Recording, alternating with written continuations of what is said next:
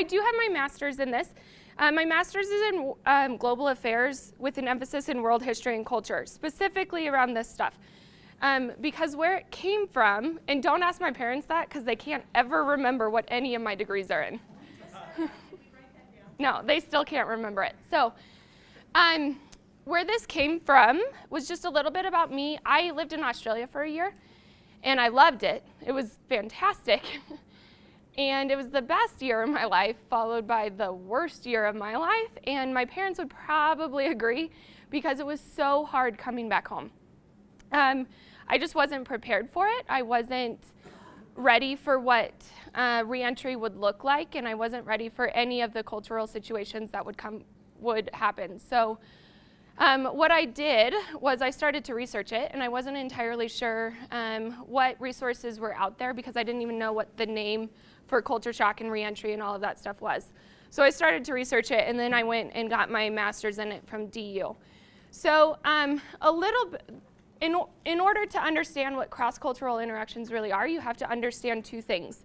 One, what culture is and what makes up culture, but also what globalization is and why it's important now. So today, before we do any of that stuff, we're just going to give a quick overview of what we're going to talk about today. And it's not going to be all sitting down and you guys just listening to me talk. We're going to do group activities. And I know some of you guys really hate group activities, so I have a workaround for you guys on that, because I am one of you. So tonight we're going to talk about what is culture and define that. Why it's important and why now. And then if you guys have ever done Stephen Covey's 7 Habits of Highly Effective People, you'll see that seek first to understand and then to be understood, and what that means and what that looks like for culture. And then the last thing we're going to talk about is culture shock, initial culture shock when you are in your host country, and then also reentry when you come back home. So Tony, the next slide is the one that we're actually going to skip over. So yeah, I put this on here twice, so we're just going to skip the first one. Keep going. And one more. Okay, so globalization. This is often referred to in reference to business, anything business related when you're working international. Some companies that get thrown around a lot when you hear the term globalization is Starbucks, McDonald's, and Walmart. 3 companies that make us super proud to be American. And what it means is worldwide integration and development. And so what that looks like is you have an American company, take Walmart for example, and Walmart, if you go into a Walmart here, it's the same as a Walmart in Arkansas. They all look the same, right? Their layout's a little bit different, but the concept is all the same. It's a pretty common shopping experience regardless of where you're at in the States. They put a Walmart in South Korea, and it failed epically because shopping in Korea is like everything's bright lights, it's loud, it's an outdoor shopping experience. They didn't take the cultural norms of Korea into consideration when they put the Walmart in there. Nobody liked it because it wasn't taking who they are at their core and implementing it. They didn't adjust their business model to fit the culture that they were in. So what happens is you put a Walmart in a situation like that, or a Starbucks or a McDonald's or whatever, you put one of those businesses in a country like that, and it automatically changes their culture, just a little bit. Not enough to for you to see drastic differences, but now all of a sudden, instead of, sorry, I put this on the wrong side. I'm left-handed, it should have been over here. So instead of having your US culture here, and let's just pick another country of Poland over here. Now all of a sudden, you have your favorite Venn diagrams, and you have your mixed culture here. So what's happening? You can't uncontaminate that. So have you guys ever mixed colors in art class? Yeah. What happens when you mix blue and red? You make purple. Can you unmix it and take... Can you unmix it and get your blue and red back? Same thing happens with culture. Once you've interacted and you've contaminated those a little bit, so you have I just did those with two different colors, or the same color. So what happens is you can't get that back. You can't undo that. You all of a sudden have developed a new culture. It's yours. So for those of you guys who are going to Poland, you all of a sudden have mixed cultures. And now you are putting two different things together. You can put that whole slide up, Tony. So you now are living here. Your friends from school are living here. Your friends from work or your spouse or whoever is living over here. And your Polish friends are living over here, but now you live here. That's very few people that can relate to that. That's your area. This is what creates culture shock and reentry shock, because it gets so hard to identify with other people that live in those cultures alone, or Costa Rica, or India, or wherever else you are. You are living in it's like a little island, kind of. So globalization, the second definition, is the process of growing and expanding to exist throughout the entire world. Compare that with culture, the sum total of ways of living built up by a group of human beings and transmitted from one generation to another. And then this one I like the best because I think it sums it up better than any other one. The behaviors and beliefs characteristic of a particular social, ethnic, or age group. So what you have now is, instead of individual cultures that were separated for so long because globalization is taking place, they're now intertwined. So you have, every country you go to, you bring a little bit of their culture back, and a little bit more, and a little bit more back. So now you have created your own culture, and your family has a culture, and your school has a culture, and your church has a culture, and everything has its individual culture, and you live in the little niche in the middle. That is only you, and that's your personal culture. And that gets really hard to separate all of those different moving pieces, and when you're dealing with culture shock and reentry, that's why your internal stress becomes external and you don't know how to verbalize feelings. Some say that's what happens. Yeah. Next slide, Tony. So this is a lot, okay? Part of the reason that I didn't do handouts is, one, because some of you guys really like them, and some of you guys just make paper airplanes out of them, which is totally fine. But I want you guys to really look at this stuff, and then Leslie is going to put them online, and you guys can look at all that stuff, in addition with with added notes. So this is like my favorite thing in reference to creating cultural competency. It has three major areas: your behavior skills, your cognitive skills, and your affective skills. Your behavioral skills are basically what's modeled for you. So what do you do when you meet somebody new in the US? Louder. You shake their hands. Did anyone, not very often does someone have to lean over and tell a kid you shake your hands, but you learn that because it's a modeled behavior. That's something that you have seen other people do. If you were to, so in Australia it's a really bad thing to give someone the thumbs up because it's basically like flipping someone off. But in the US, so honestly, this happened. You know Bill Clinton, some of you guys don't really remember that Bill Clinton used to talk like this, but he used to talk like this all the time. He would stand at the podium and go like this and repeatedly. Well, the Australians honestly thought that he was flipping the entire country off all the time. So little things like that, that's not what he was doing. He was proving a point. I mean, a bad point, and it was a lie, but he was still trying to prove a point. So those are your behavioral skills.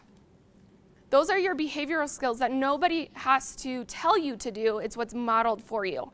So when you're overseas, who do you look for to see those skills being modeled for you?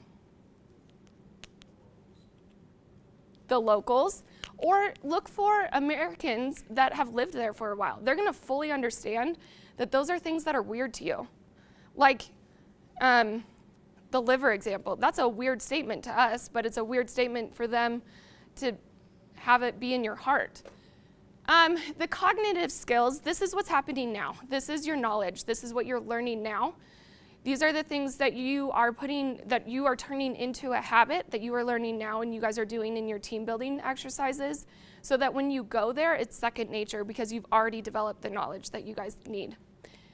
And then your affective skills are just putting it all into practice. That's what you guys are applying to your time. I had to look this word up because I had never heard this before. Cultural adroitness is your skill set. That's all it means. I really wish they had just put that up there because I had never seen that word before. And if you guys notice, it's not like a complete flow chart where you start here and then an arrow goes one and it just keeps going. It's all of them centered around cultural competency. You have to do all of them in order to be fully effective in cultural relations. Tony? Thank you. Okay, so here's our group activity. Don't freak out, I promise you, because one, I didn't put rules up there because some of you guys freak out at the rules situation, but here's what I want. You can put that back. So there are 4 different groups. We have gender roles, food, language, and body language. We're going to split you up into 4 groups. You don't get to pick your groups. And what I want you guys to do is to come up with real examples as to how this particular thing is a part of culture, how it could affect culture, cultural differences that could take place, how it can become a cultural barrier, and then also what would you guys suggest to overcome it. So I know that that's a lot. So it kind of gives you guys free rein as to what you guys want to talk about. I will give you an example for each one so you guys have an idea. The liver example is perfect for language. That's a perfect example of what a cultural barrier over language is. Body language, thumbs up situation, another one. That's bad. In a lot of places, actually, not just Australia. Gender roles. This one is hard for strong-willed women. I don't know how to, again, I can say that because that's me. Gender roles are hard because a lot of it has to do with dress. A lot of it has to do what the expectation is. For example, in India, we were doing childcare for a missions conference. It was for a missions conference, and we had to wear traditional dress because it was offensive if you didn't. But when you're not used to hanging out and playing with children in shirts that are like down here and pants that are, it's just hard because you're used to getting down on the floor and getting like messing around with them. But it was more important to respect those gender roles and those gender norms, or the dress or whatever you guys want to say, than it was to be comfortable. It wasn't always my favorite, but it was important. And then the last one is food. This is a big one. An example for that is when I was in Australia, I don't even know, I was thinking about it today. The whole thing was the weirdest situation because I ended up having to stay with an elderly couple in a retirement village, but they were Dutch. And he didn't speak a word of English. She spoke broken Australian English, which is very different than American English. And the guy that I was staying with, because we got billeted together, he was German and didn't speak a word of either language. So you have me, who only speaks English, Oti, who only speaks German. I don't even remember the guy's name, but he only spoke Dutch. And then the lady, and she spoke kind of multiple languages. But at dinner, they tried to serve us spaghetti, because they thought that's what all Americans like. And it wasn't really spaghetti. And they had like huge chunks of tomatoes in them, and I hate tomatoes. And I didn't eat them because I didn't think I was gonna have to know anything about Dutch culture when I went to Australia.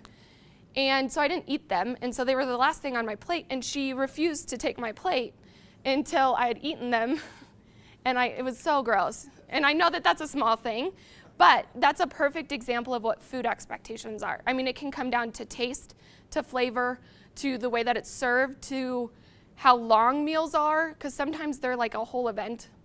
And then sometimes it's, 10 minutes and you're in and out. So you guys will have about 10 minutes to come up with at least one, and then I need you guys to elect one person that doesn't mind speaking in front of other people. If you have nobody in your group that likes to explain what's going on, just come tell me and we will figure out a way around it, because nobody should have to speak in front of other people if they don't want to. Okay. No, sorry.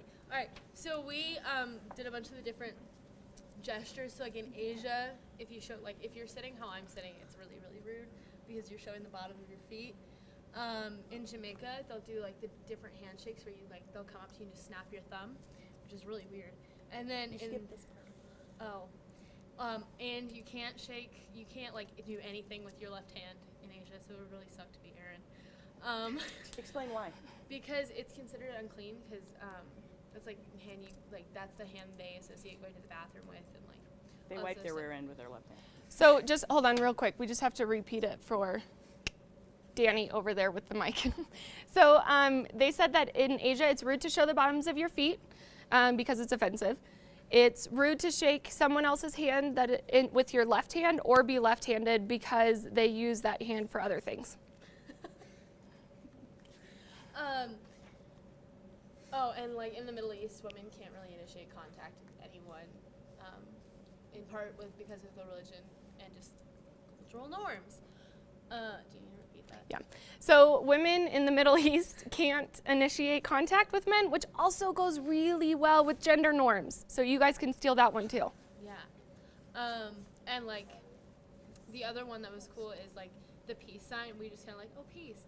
It said in Australia, you can correct me if this is wrong, but it said in Australia, if you do this, it's essentially. It's very bad.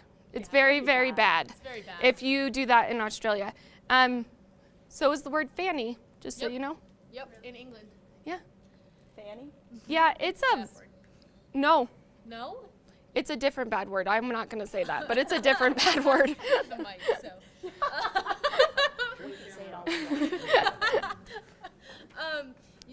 And it's this is important to know because you can be offensive without knowing you're being offensive. And it's very different because I'm sitting with my feet out. Sorry if that bothers you, but it's. Thanks, Richard. That's why it's offensive to you. But it's it's completely normal. It's completely it's decently normal that Erin's left-handed. Ouch. But it's decently normal. I'm left-handed. That is a straight-up backhanded compliment. I love you. So it's you really have to research before you go. You have to know, because I didn't know about the peace sign in Australia, and when I go to Australia, that's gonna be a problem. So it really is that cultural competence of knowing, do some research, find out what is acceptable, what isn't. Because if you are offensive, just like here, that barrier, you just build those barriers and it will shut down communication. Yes. Any questions for this group? Well, thank you. Thank you, Big John. In the United States, 50 years ago, if you were left-handed, you were forced to learn how to write with your right hand. Correct. You were That is forced to true. do it. Correct.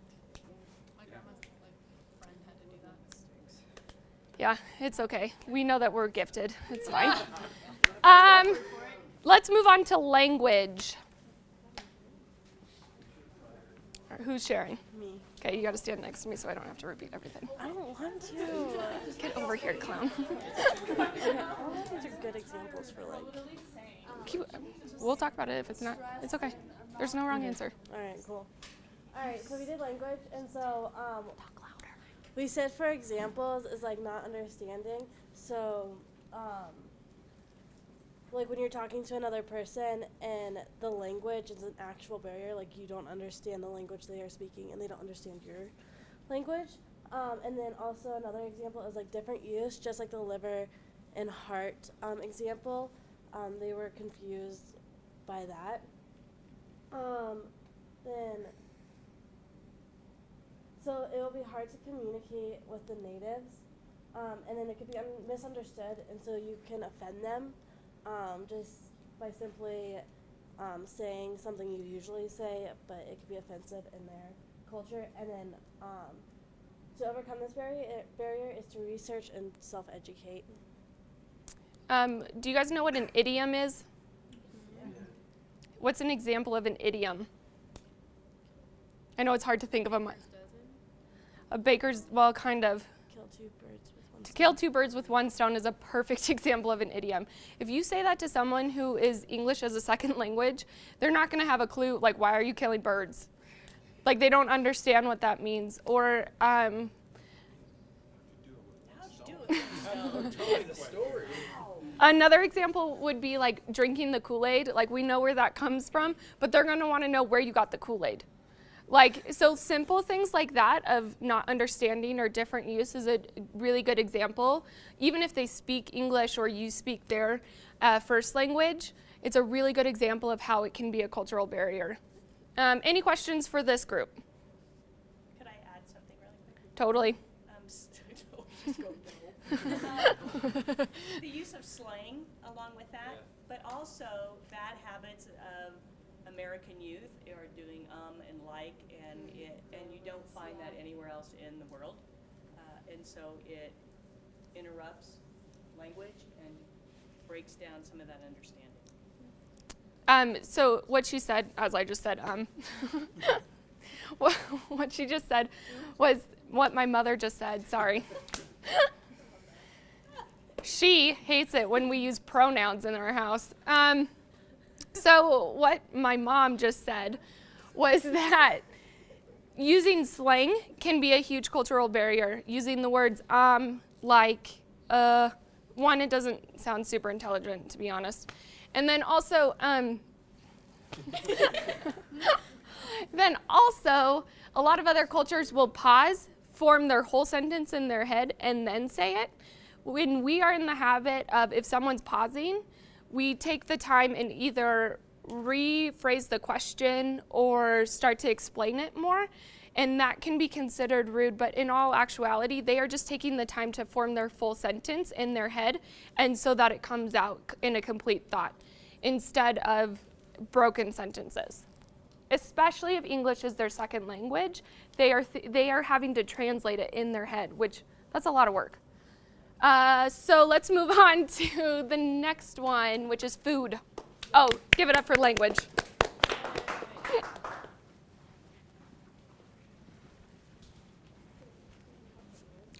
So who is talking for the food group? Okay, so you have to stand next to me so that you can hear it, so I don't have to repeat it. You just have to talk loud. So we did food, and some of the cultural differences is like portion size. Some countries like have really small portion sizes and have different number of meals throughout the day, and some countries they have like different amounts of food than we have. The quality of food, some countries don't have the things that we use to clean our foods, like pasteurized milk. Some countries can't do that. So cooking standards, some countries don't have super clean knives to clean their food, and so their food is a lot dirtier than our food and can make them sick. I already said that. Types of animals, so like in Asia, like sometimes they eat dogs, or at least that's what I hear. They do eat dogs. I've never been to Asia, so I wouldn't know. But anyways, Not a lot of cows, though, in Hindu countries. yeah. Certain types of drinks, so let's say in Poland, we have to ask for like non-sparkling water, like because that's all they drink. They drink carbonized water, and so you have to ask for that. Also, like sometimes you have to ask them for ice, where normally you wouldn't. Like you always get ice with your drink in America. Most countries you don't. And I heard someone say where like in some countries they have warm milk instead of cold milk, and so for us that's nasty, but for them it's just normal. Where you eat, some like Asian cultures like eat on the ground and they sit when they eat, where we sit at a table or stand and eat or sit on a couch. And condiments, so like in some countries it's disrespectful to put certain condiments on because it shows like that they didn't cook it properly and that you want to change it. And then how we do that is by not offending them. And in Poland, it's offending them if you don't eat all your food. And so if you just kind of like tell yourself like, this is what you have to do, this is what you have to deal with. If they give you pickle soup in Poland, you just have to eat it, even though it's disgusting. So bad. It is. There are never. Sometimes you don't know what meat you're eating. There are things that I have eaten that still, like 10 years later, I don't know what it was. There was something that they served us on a plane to India that I have no clue what was inside that. But in some, like Dylan was saying, some cultures, it's rude if you don't finish your plate. But in other cultures, if you finish your plate, they will keep giving you more food until you leave some on your plate. So just little things like that, knowing that so that you, one, aren't completely gorging yourself on food, but also that you're not offending them as well. So any questions for the food group? Moving on to the last one. Well done. We wrote it in the link. I realized we didn't read it. Excuse me. Let me squeeze in. Are you speaking? Yeah. Okay. Sure am. So I just have to stand next to you No, so you're that fine. the mic can pick me up. You're in the way. Way to go, Aspen. All right. Well, we're not going to do body interaction. We're just going to go with social interaction for gender roles. That was our example. And then the rest you can't see because you're not cool enough to read it. But so social interaction, we thought that was a really good example of some sort of gender role difference, especially in a lot of countries. Interactions between men and women, especially if you're female and you approach a male, like we were talking about over in body language, if you approach a male and initiate a conversation, it can be offensive. And just the differences between, in the United States, it's okay if you just go talk to whoever, but in some countries that's offensive. You're just going up to like, hey, how are you? Like, I don't know you. What are you doing? So. But yeah, so that can be, it's a different culture difference just because in the United States, like I said, we can talk to whoever. Other countries, it's kind of designated by your gender, who you can talk to, who you can't talk to, those kind of things. And it's especially on mission trips, it can be a cultural barrier because when you're trying to share the gospel with people, especially like for females, if you're wanting to share the gospel with a community that's largely male, then it can become increasingly difficult, especially if it's offensive to talk to males first, you know? Especially like in some cultures, if you're teaching them, then it's like, why are you teaching me? That kind of thing. And so while we look at that as sexist, they look at that as a normal cultural norm. And so suggestion to kind of like overcome this in a mission trip is to just basically research what kind of country and what kind of culture you're going to, and figuring out what's appropriate, what's inappropriate, and so that you can better communicate the gospel and do the mission trip while you're there. So. One thing, dress is a huge piece of this, especially for women. Men, you guys get away a lot with just like jeans or pants and a t-shirt. Women, it totally depends. It totally depends. So just do your research, especially as a woman, as to what would be acceptable. And you just don't, I would always suggest to go one step beyond what the locals do or what the nationals do, so that you are even being more respectful and you're holding yourself to a higher regard than what anyone else is doing. Any questions for gender roles? Yay, go have a seat. Thanks. Why are you pouting? Gosh, Erin, don't pick on me.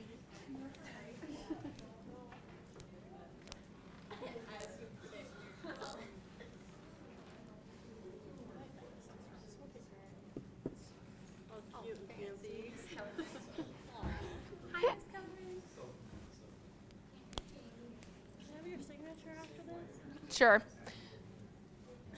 Hey, Dylan, can you go to the next one, please? Another one. Okay, so if you guys have done Stephen Covey's 7 Habits of Highly Effective People, one, I would recommend it. It's just a really good tool for you in work. I would say specifically for work, but school as well. And one of the things that he talks about is seek first to understand, then to be understood. And a piece of this is that you go into things without preconceived notions, that you guys know how you learn, so that when you go into it, you can put all three of them up there, Dylan, so that when you are gathering information, you know how you do it. So I like to gather information about somewhere that I'm going by researching the history, by getting the books and all of that stuff, whereas I have 2 brothers, and one will probably never leave this country because he says that Colorado's the best place ever. And then 2, the other brother will just go. And you're lucky if he has like a toothbrush because he's just there, and that's how he learns things, by interacting with people. And it doesn't matter what your mode is, it doesn't matter. It's just that you guys have to know who you are so that you can do it the best way. There is no wrong way for you to gather information about a country, but it is important that you are gathering information so that you can understand who they are. Leaving any preconceived notions at home. This is funny because I was just having this conversation about how girls, a lot of times we do this and it's completely unfair, but we know that we're going to have a conversation with someone. So we play the entire conversation out in our head, and we go into that conversation or argument already knowing the conclusion because we've done it in our head. And whether that's fair or not to the other person, it doesn't matter, but we've already had that preconceived notion as to how the argument's going to go, what the other person's going to say, what I'm going to say in response to the really mean thing that they said that took it to a whole nother level. And we've done that all the way until even before that person even knows that I'm mad at them. So we do that also with culture. We go into it thinking, oh, these people, they are not as sophisticated as us, or these guys, they don't know what it means to be advanced in gender roles. Like, that's not necessarily the truth. It may be the truth, but if you go into it with those preconceived notions, that's not fair to them, and it's a hindrance in that relationship that you are hoping to build with whoever that is. This is a really hard one for me personally. Get involved and try new things. I like to observe things, but when you guys are on a short-term mission trip, you only have a couple weeks. So if you spend your whole time just observing, all of a sudden you realize that it's the second to last day, and you're about ready to go home, and you haven't tried anything new, and you're looking around and seeing that all these other people have developed these relationships with kids, or have developed the relationships with people that you're building things with, or whatever it is. And that's the point of all short-term mission trips, is to build relationships in order for them to get to know Jesus. So it doesn't matter what you're doing. It doesn't matter if it's English camps or working in an orphanage or building something or farming. Sorry, Dad, I don't really know. Whatever it is that you're doing, it doesn't matter, because the point is that you want to share Jesus with them, and you can't do that if you don't know them. So if you don't get out there and try new things, then you're automatically setting yourself up to, not for failure, but to not really reach that goal. And the last thing is find common ground. It doesn't matter what language, it doesn't matter what country, there is common ground. If you are a mom and you are working with other moms, the fact that you are a mom is your common ground. She might be struggling with the fact that she doesn't know how she's going to feed her kids today, but she loves them, and you love your kids as a mom. If you are a teenager, it doesn't matter. They're a teenager in Poland. I guarantee you they fight with their parents. And I know you guys all fight with your parents. No. If you are farming, it doesn't matter if you are farming in the U.S. or if you are building in the U.S. or if you're doing that in India. You guys have that same skill set. You can talk about dirt. I don't know. I know you talk about dirt, Dad. Trees and grass and all of that fun stuff. But find the common ground, because you guys can never underestimate what Jesus and God can use as a common ground to build a relationship. And that's the point, that you guys want Jesus to be coming out of you through your actions, and you don't want the cultural barriers to be anything that would prevent Jesus and his words coming out of your mouth. But who knows what can stem from a conversation about about how you don't like math, or about how you love getting your hair braided. It doesn't matter what the conversation is. You never know where that's going to go. And don't ever underestimate the power of Christ. And he can use those simple little conversations and those simple little common grounds to build an intense relationship with someone halfway across the world. Next slide, Dylan. So this one, this is a intense picture that you're about to see. Not like, oh my gosh, why did you show us that? It's really hard to understand. But it's called a W curve. And this is the most common thing that you see in culture shock. The W curve goes through 5 stages. So you have your initial culture shock that you go through when you're in country. And you guys may not really experience this, to be honest, because short-term mission trips are about 2 weeks, maybe a month. And that first stage of culture shock lasts 2 to 6 weeks. And that first stage is called the honeymoon stage. So you can go to the next slide, Dylan. So I know it's kind of hard to see, but if you look up in the top left, it says pre-departure briefing. That's all of this stuff. That's what we're doing now. That's what you guys are doing in your team building. You guys are preparing to go. Then it says on arrival. This is my favorite thing because there's nothing like throwing you to the wolves like landing in an airport of another country. The smells. I can't get over the smells of what you smell in a developing country. It doesn't matter where you are.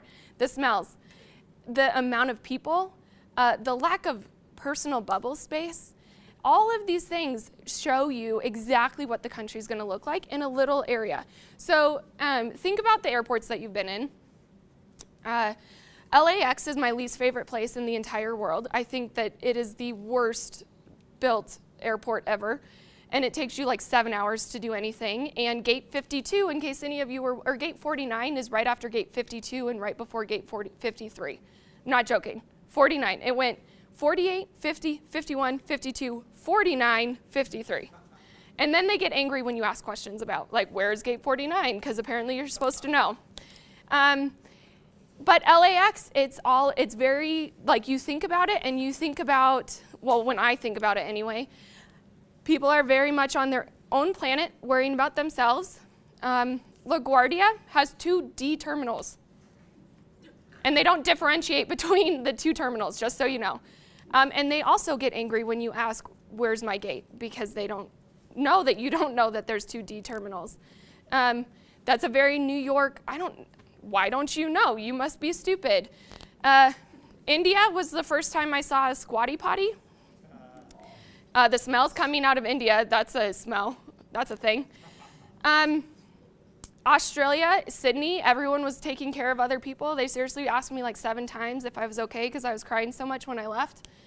I mean, if you guys think about the airports, it's a little snippet into the culture of the place that you're going. Ooh, Amsterdam has really good chocolate. The little things like that, they're little snippets of the culture that you're about to embark in. So the first stage of culture shock is called the honeymoon stage. The honeymoon stage lasts 2 to 6 weeks. Most of you guys are going to be in your country for that amount of time. So what that means is, in the honeymoon stage, it's characterized by you think everything is fantastic. There is nothing wrong that the Polish people could do when you are in Poland for 2 weeks. There is nothing bad about the food in India because you are there for 2 weeks. And it's so great that you are getting real Thai food or whatever it is.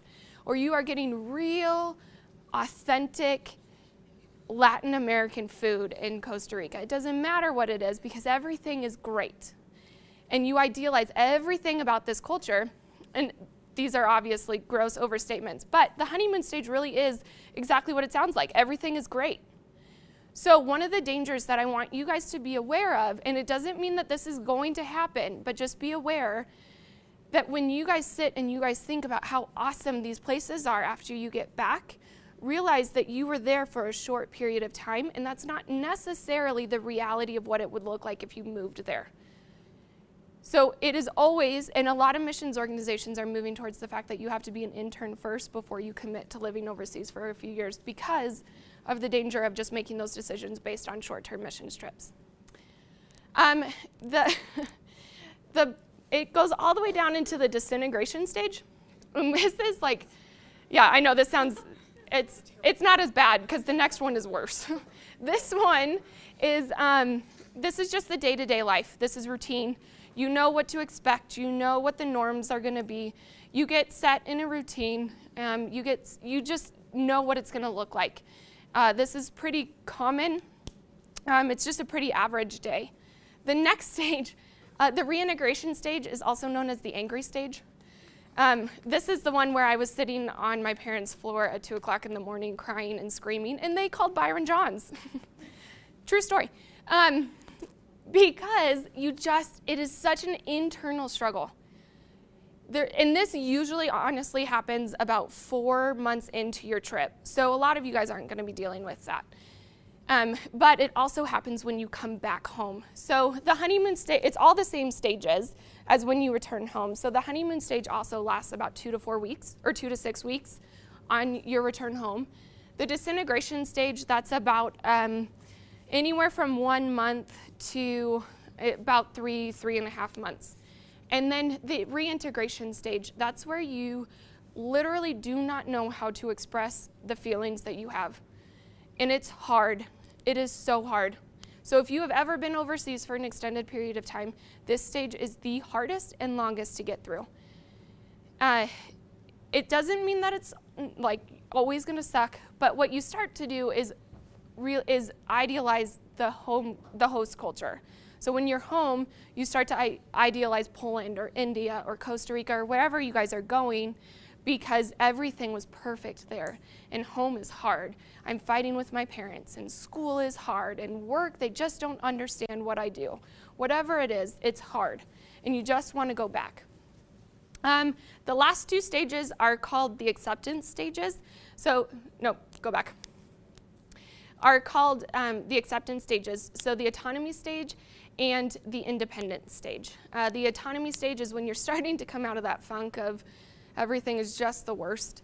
And you're starting to realize that your personal experiences overseas and who you are make up your new norm.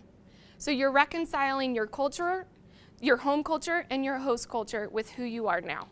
And that's really important to start to reconcile those 2 things, because when they're separate, you see, for me anyway, it was Australia was this, and the US is this. And the truth is, both of those experiences have made me who I am.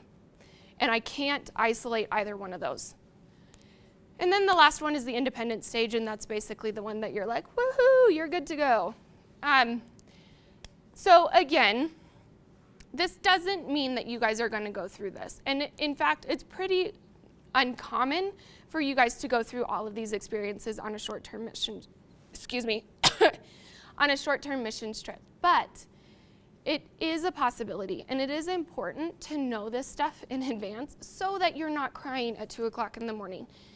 And it doesn't mean that that isn't going to happen, but at least you guys can put a name to it, and you guys can see who, but you guys can see that it's normal. It's not an abnormal thing to not understand how to reconcile these 2 things. So then the last thing before you guys, there's 2 more things.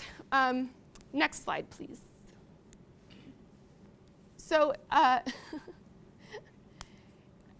Confucius says that men's natures are alike. It is their habits that carry them far apart.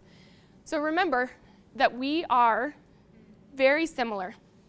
It doesn't matter what the cultural differences are. We are the same. We are humans at our core.